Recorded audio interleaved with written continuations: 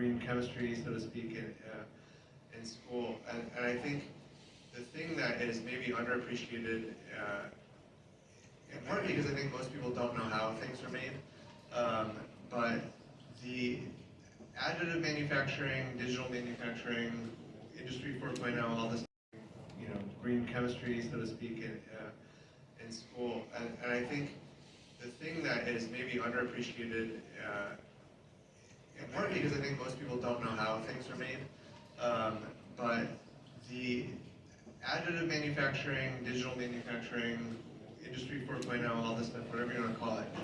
the opportunity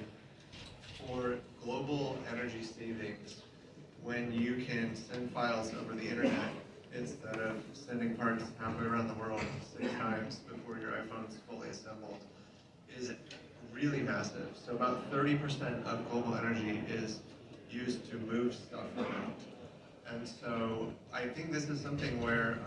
everybody in this room has some interest in additive, and again, I'm all for the sustainable materials piece, but if you start thinking about lightweighting, you start thinking about distributed digital manufacturing, even just making something on the same continent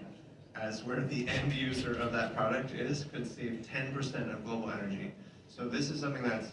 really important to me, and I feel like I've spent, 10 years now trying to find a way to communicate it, and the best word I have for it now, I call it maskless. And I'm happy to talk more offline about this with folks who are interested, but I think there's this amazing opportunity for engineers and product designers to leverage digital manufacturing, additive manufacturing, regardless of what you're working on, to manufacture products more sustainably. And I think a big part of why it's overlooked is